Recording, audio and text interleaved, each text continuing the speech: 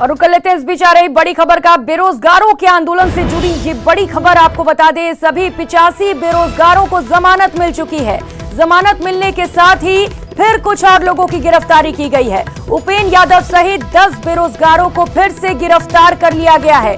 Sanjay circle police ने ये गिरफ्तारियां की हैं। सभी गिरफ्तार बेरोजगार युवाओं को मेडिकल के लिए एसएमएस अस्पताल लाया गया है। ये तस्वीरें भी आपको दिखा रहे हैं। 85 लोगों की प्रदर्शन के दौरान गिरफ्तारी की गई थी। इनमें से कुछ लोगों को फिलहाल छोड़ दिया गया है, लेकिन जानकारी सामने आ रही है कि उपेंद्र यादव सहित 10 और बेरोजगारों को फिर से गिरफ्तार किया गया है। तो वहीं बताया जा रहा है कि मेडिकल के लिए सभी को एसएमएस अस्पताल पहुंचाया गया है। लवली सहयोगी हमारे साथ जुड़ चुके हैं, ज्यादा जानकारी देंगे। लवली, बताया जा रहा है कि कई बेरोजगारों को रिहा कर दिया गया है, लेकिन 10 लोगों को फिर से गिरफ्तार कर लिया गया। क्या कारण इसके पीछे? देखिए, बिल्कुल 85 लोग कुल ये गिरफ्तार थे कल अलग अलग मामलों के अंदर। शांति भंग की धाराओं में धारा 151 के तहत इनकी जिला मजिस्ट्रेट की जमानत के बाद में इन्हें अलग जो मामला दर्ज किया गया संजय सर्किल थाने में, उस मामले में 10 लोगों को गिरफ्तार किया गया। यानी 75 लोग रिहा हो चुके हैं, लेकिन 10 लोगों को अभी भी गिरफ्तार किया गया है। और इन्हीं लोगों के खिलाफ जो है 3 और मामले दर्ज किए गए हैं पिछले 2 दिनों के अंदर एक ही समय के घटनाक्रम के दौरान, जिसको लेकर के बेरोजगार लगातार सरकार से सवाल कर रहे हैं कि ये जिस तरह से मामले दर्ज करके बेरोजगारों की आवाज को दबाया जा रहा है, बेरोजगार इस बात का बदला पूरे राजस्थान के अंदर लेंगे, आने वाले चुनाव में लेंगे। और बेरोजगार युवाओं में इस पूरे मामले को लेकर के प्रदेश भर के अंदर आक्रोश फैला हुआ है। बेरोजगार युवा जो है रिहाई की मांग। बिल्कुल लवली, बेरोजगारों में आक्रोश फैला हुआ है और उपेंद्र यादव को जिस तरीके से गिरफ्तार किया गया है, लगातार उन्हें छुड़ाने की मांग भी जारी है। बहुत शुक्रिया आपका तमाम जानकारियों के लिए।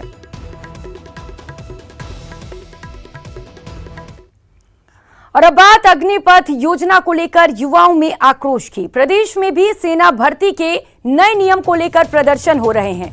आपको स्क्रीन पर 3 शहरों की तस्वीर दिखा रहे हैं। पहली तस्वीर भरतपुर की है, जहां आक्रोशित युवकों ने रेलवे ट्रैक जाम कर दिया। युवकों की तरफ से पत्थरबाजी भी हुई, एक पुलिसकर्मी भी घायल हो गया। युवकों को खदेड़ने के लिए पुलिस ने आंसू गैस के गोले दागे। वहीं दूसरी तस्वीर सीकर की है, जहां एसएफआई के कार्यकर्ता सेना के नई योजना के विरोध में सड़क पर उतर आए। पुलिस ने प्रदर्शन कर रहे आक्रोशित छात्रों को खदेड़ने के लिए हल्का बल प्रयोग किया। वहीं तीसरी तस्वीर झुंझुनू से है, जहां पुलिस और प्रदर्शनकारियों में झड़प देखने को मिली।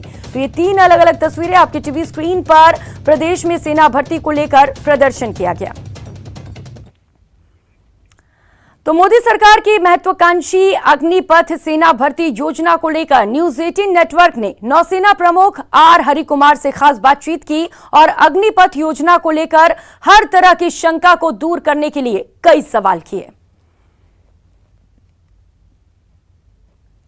उनका सबसे बड़ा कंसर्न है जॉब सिक्योरिटी का, कि अगर वो 4 साल अग्निवीर बनते हैं तो उसके आगे क्या।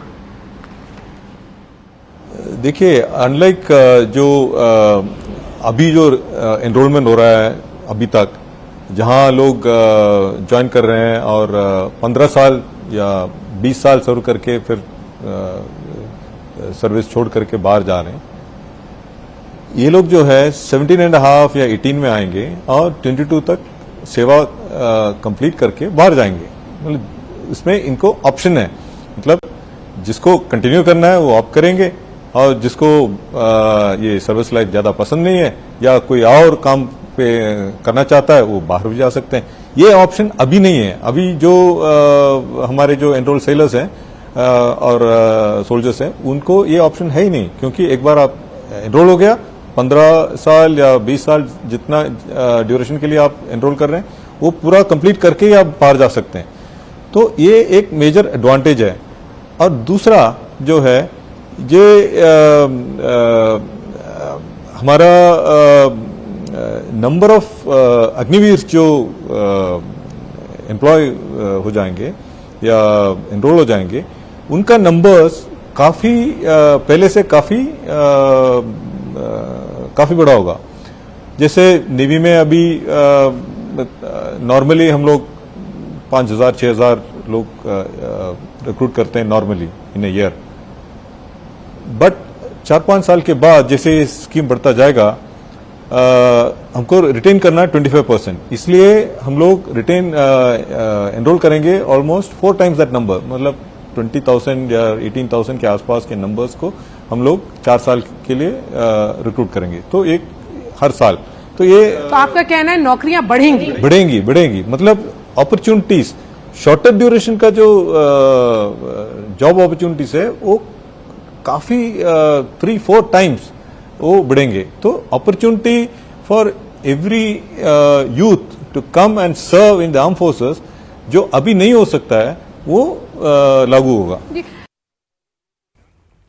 वहीं अग्निपथ स्कीम पर चल रहे विरोध के बीच रक्षा मंत्री राजनाथ सिंह ने युवाओं से अपील की है कि वो शांति बनाए रखें। तो वहीं वायुसेना के प्रमुख air chief marshal V R Chaudhary ने अग्निपथ योजना को युवाओं के लिए फायदेमंद बताया, जबकि सेना चीफ जनरल मनोज पांडे ने युवाओं से भारतीय सेना में अग्निवीर के रूप में शामिल होने के इस अवसर का लाभ उठाने की अपील की। तो वहीं रेल मंत्री अश्विनी वैष्णव ने युवाओं से अपील की है कि वो ट्रेनों को नुकसान न पहुंचाएं। उनकी जो भी बात होगी सुनी जाएगी।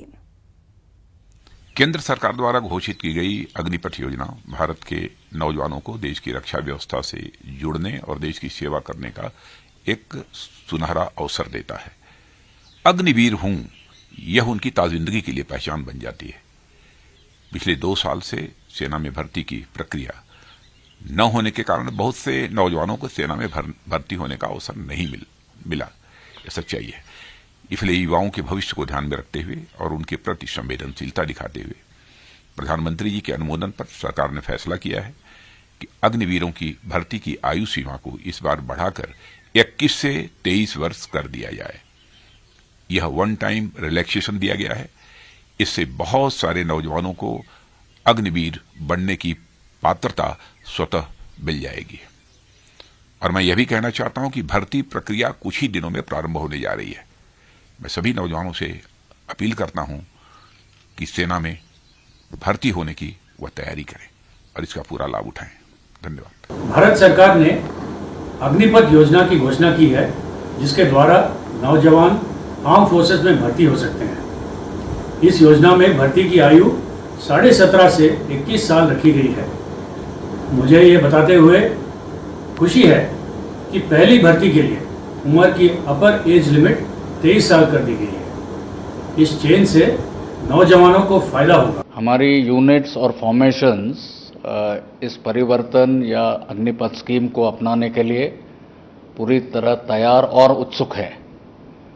हमारा ये भी प्रयास है कि जल्दी से जल्दी हमारे आखिरी जवान तक इस स्कीम के बारे में हम जानकारी उनको प्रदान करें।